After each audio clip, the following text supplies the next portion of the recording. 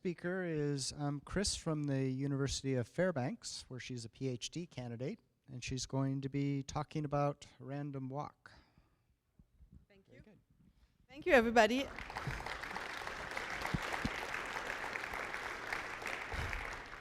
I have to say it's a great pleasure to be at PyCon every time again. Thank you all of you for coming here on this last day. I need to ask a question. Who of you was in the previous talk? Ooh, because my feeling is that anybody who was in the previous talk already knows what I'm going to talk about. But maybe I've got something still that maybe fill in some gaps. So I'm going to talk about, I gave my talk the title, The Next Step. And I will in a moment talk about why. And it's about finding model parameters with random walks. And as I was just introduced, I'm a scientist, and I use statistics the way I use web development and the way I use algorithms without ever having formally got a degree in it or had more than one class at a time in training. I mostly use geospatial Python, but of course I need to use statistics because I work mostly with satellite data. I extract stuff from it, I do modeling on it, and I use statistical methods, and I use Python for it. And there is something, Python has become a really, really important tool in the statistics toolbox, and there are much, much more impressive people than me who have been giving talks about this here.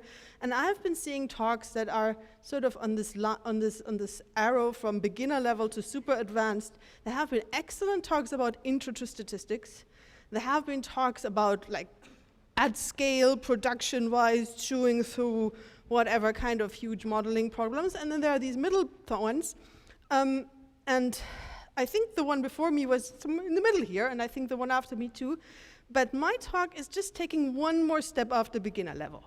If you have some basic notion about statistics and want to say, okay, what can I do with it without being yet a huge specialist, I want to say you could look at some physical systems or other systems, even, well, it's often science, but I've seen the same in economics, where you model a system and need a statistical way of doing it. And statistics often helps you by letting you sample your problem space instead of having to solve something mathematically, analytically. So, as the great statistician Tukey said, an approximate answer to the right problem is worth a good deal more than an exact answer to, he said, an approximate problem, but sometimes you could say the wrong problem, like a toy problem.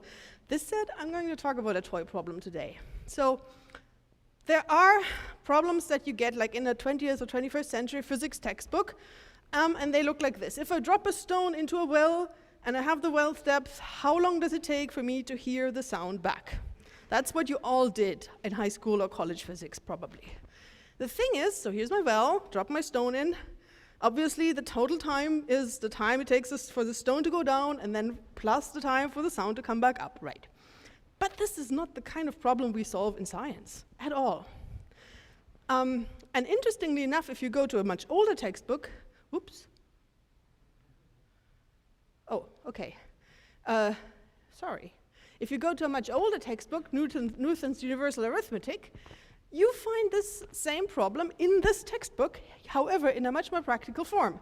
The form he has it is a stone falling down into a well from the sound of the stone striking the bottom to determine the depth of the well. That's actually how most physical and real science problems look like. You have parameters in your model, parameters. You have, that would be the depth of my well. You have a mathematical model, which is the falling body that has a certain laws, Newton's laws, and the sound that comes back, which we assume to be a constant velocity. And then you have observable data. You are there with your clock, and you measure how much time it is. The textbook problem says, I know my well depth, here's my formula, plug it in, and tell me how long the time tells. That's what we call the forward waddle. But the much more common case is that we want to do the exact opposite. We have observable data, we have a mathematical model, still the same, and we want to know what the well depth was. So that is the inverse model. So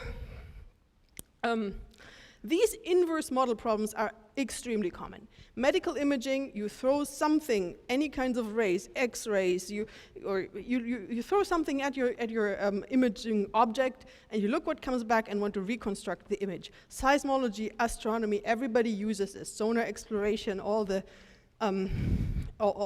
engineers who are looking for what's under the surface.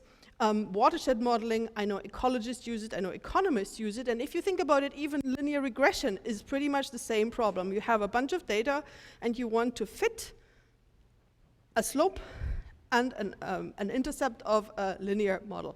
Now, I had my slides out of order. Let me go back to where I was here. So just to go back to my well problem, so my signal time down, just to write it all up, and I explore everything, of course, in Python.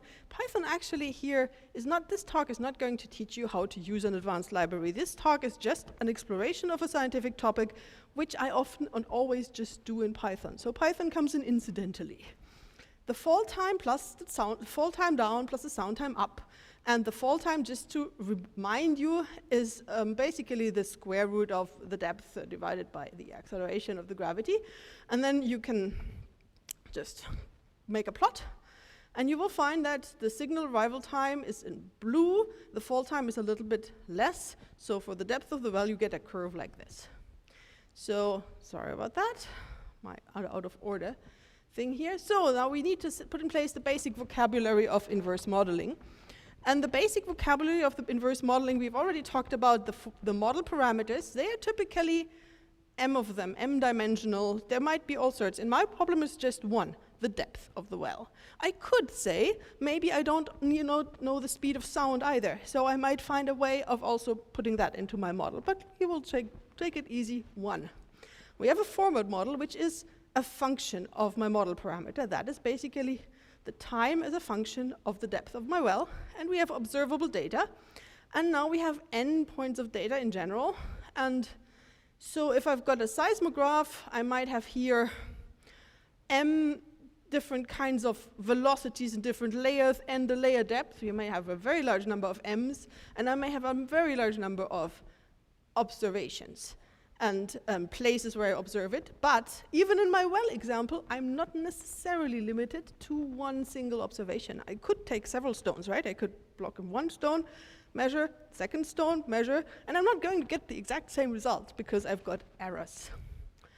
So error terms are important. So how do I get my error term? I take my forward model and I subtract my observed data. So the things that are boldface here are vectors, and if you're not so familiar with them, I really don't do anything advanced with them here. Luckily, this is not a linear algebra course, but I do put in my little transpose because it's supposed to be a column vector.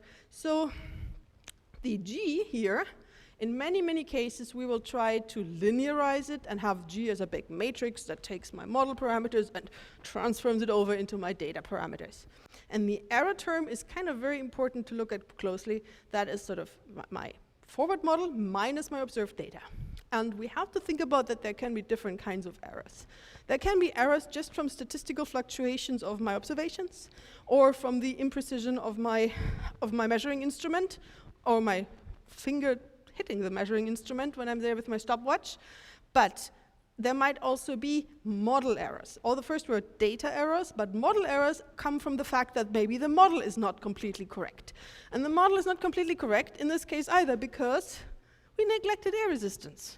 So here I actually have a link on the front to some IPython notebooks, which are not on GitHub where they should be, because when I tried to upload them, I got a merge conflict. And I thought I should not resolve a merge conflict when I'm nervous here because I'm giving a talk. So I'm sorry, you will get them as soon as I've calmed down and resolved my stupid merge conflict. And then you can see how to do that with air resistance if you're interested, not in this here. You see, for the same depth of a well, it takes a little longer if I have air resistance in there, and this curve just takes some reasonable assumptions that might work for a rock that I might hold in my hand. Okay, this is modeling error. So we have a new paradigm. We would like to find the model parameters that minimize the error using statistics. Now, I don't have to use statistics. This is an easy thing. I could complete the square and actually solve this with pencil and paper. I could do that with my That's actually what you're supposed to do in Newton's arithmetic textbook, right? You're supposed to find the depth of the well, but we can also just do it with statistics. And I want to just walk you through it, and we will have to jump over a few ravines in that, because I'm going to have to jump over about half a semester's worth of an inverse modeling class. If you find this interesting, take one by all means. It's really, really interesting. So you have to think about that you live in a multidimensional space. And we said we have m model dimensions and n data dimensions, so we have m times n. We have like a huge space that has all possible combinations of data that you might have and models that you might have. And then we can look at a conditional probability. We can say, what would be the probability to have, well, likelihood to have certain model parameters, that these are the true model parameters, the true depth of my well, given the data that I've been measuring. One data point or n data points, whatever. And Bayes' theorem, which is a really simple to prove theorem, it's one of the simplest theorems ever, so don't get scared of Bayes' theorem, but you have seen it, I'm sure, is that you can get this by taking the conditional probability to take the likelihood that your model, that you get these data if you have this model true, times a prior, basically, which is the likelihood, so the probability of the model. And you divide by the probability of the data, which was coming from the other side. And what does this to help us? So just look at the general shape of this thing. We have a constant, and this is going to be very useful, times a likelihood, times the prior. And the prior in the Bayesian idea represents our knowledge of the system. So I can make assumptions about the prior. I can say, okay, I'm here, my well. Oh, I don't know how deep it is. But I know it looks like more than 3 meters and probably less than 100 meters, and in between I don't know. So why don't I choose as my prior a uniform distribution between 3 meters and 100 meters? And whenever I try to sample, I just pick one of those. But what do we do about our likelihood? So the likelihood, we have to go back to our error term here. Error term. So clearly a model is more likely if it approximates the data better. So why don't we take the error and square it, and take that as a measure for what we call the misfit. How badly does it fit? The badness of fit. It's a misfit. Now it's almost what we're doing. What we're doing, don't get scared here. So this is our error here, and this is the error again. So these are two vectors, so we need to do a vector, a scalar product, but we have a term in the middle. And the term in the middle is a covariance. So a covariance is basically a weight on how much, it encodes what we already know about the uncertainties that we have. For example, in my well example, if I throw 10 stones, I can calculate the variance of the data that I get. Given that the well hasn't changed depth while I throw the stones, I presume that the true answer is just 1, right? So I can take this variance and plug it into my covariance matrix just on the diagonal, and that covariance matrix there represents the uncertainty that we have about the data. And we can actually do the same about the uncertainty of the model, and this captures model error. I'm being really hand-wavy about it, because what we really would like to plug in there is the difference between the model we pick and the real model. But we don't know the real model, so the best we can do is our prior, right, which we update during the time. Okay, so this is our misfit. If this is big, we make a lot of mistakes. So if this is small, we are close. So what kind of shape can we... Well, we have some statistical tools to encode this idea, and I'm jumping over some theorems that are beyond me and some theorems that you can easily follow through. But we can just say we just model this as a Gaussian form that is like it is, basically a square, e to the minus square in the errors, and it's proportional to this. Now this is really not very much that we know about a function, especially if this is supposed to be a probability function that we want to sample from, meaning we want to pull out one set of possible models according to our prior, calculate this, and then say, well, explore our model space, say how likely is this is the solution. And there is our big tool that now we come to our random walks. So we can we only need the ability to evaluate this function here, this likelihood function, if we want to sample the space, because we have this very powerful tool, and that is the Monte Carlo, Markov-Chain Monte Carlo method, and I'm talking about the Metropolis algorithm. So what is this thing? We can walk through the model space and use this algorithm to sample from this complicated unknown probability distribution function. And how do we do this? We generate a sample of model parameters by taking one step in the model space. We start somewhere, wherever. We sample from our priors, we calculate our misfit, we take one step, and then we calculate the likelihood of the new over the likelihood of the old. And you can see this is a ratio. We can forget about all factors, all constants that are in front of this thing. So we can just go ahead, calculate this ratio, don't have to worry about anything other than our exponential to the minus our error. And if the ratio is larger than 1, we accept the sample. And if it's less than 1, so if the new likelihood is less than the old, then we still accept it with a probability that is equal to this ratio. That is the famous Metropolis algorithm that I've implemented here. So here's the loop. We want to have n samples, and we say, okay, if this here is larger than a random uniform random value, then we keep it. It's very simple, and I have to say, so right, the main thing about this, the main theorem that they proved is that if we do this, then our random walk, the samples we pull out in our random walk will reproduce the function that we need to reproduce. And that is the real special thing about it. And given how easy it is to implement, now, if you take one of the many good Markov-Chain Monte Carlo libraries, you get this for free, but it's not really hard to actually work your way through it yourself. So if you do this, I take a step here, uniformly, just randomly, for whatever I have. My distribution function is a normal distribution that I'm using here as an example, that is centered around 1 and has a standard deviation of 0.5. So if I am able to sample from it, which I can with Python, then I would not need the Metropolis algorithm. But we are thinking that we have functions that we cannot sample from, which we can only evaluate, or sometimes we can only evaluate something that is proportional to it. So if I do this with my Metropolis function 500 times, starting somewhere, I get a mean of 1.1 and a standard deviation of 1.51, which is very close to what I'm looking for, without ever really sampling from that, only evaluating this function. So here's an example. Here's my random walk.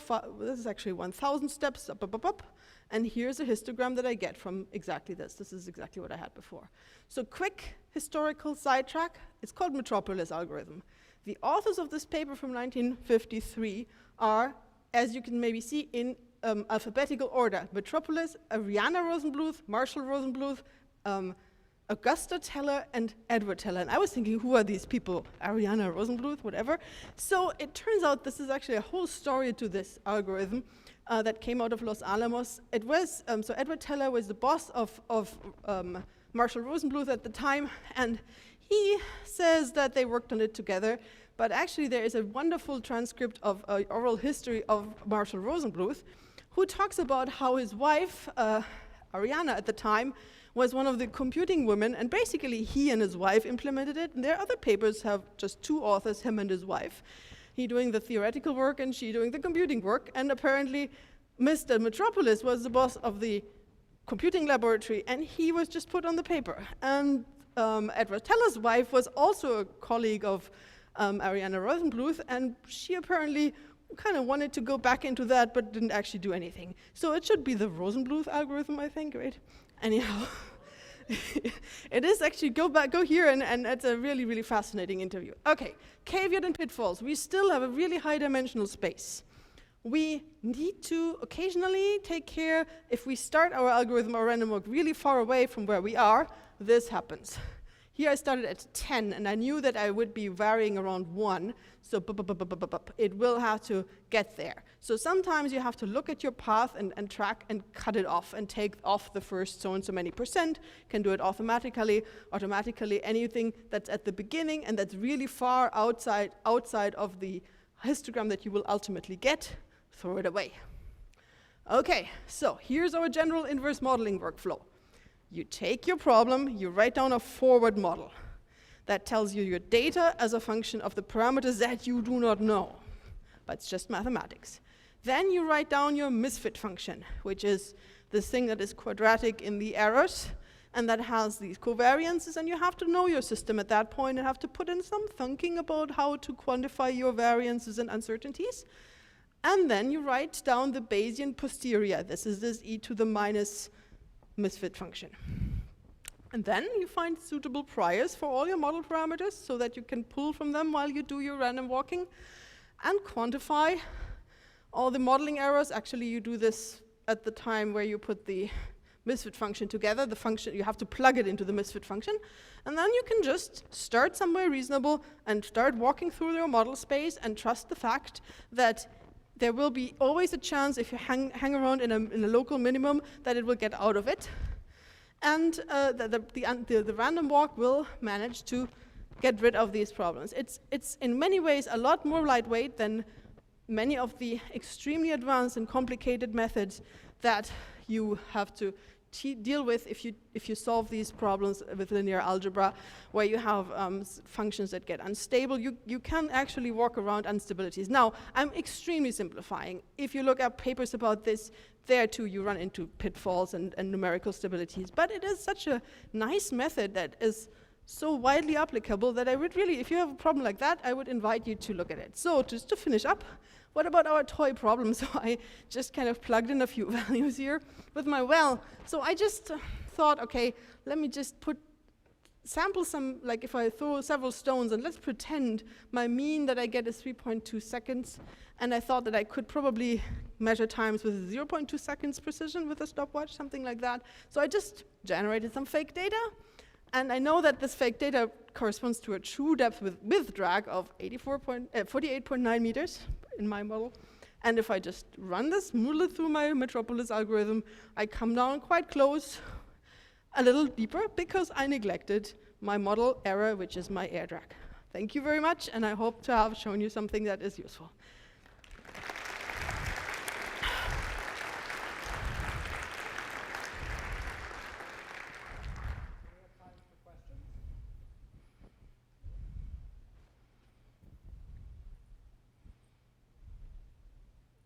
They all went in the previous one. They already know this, and I knew it with that.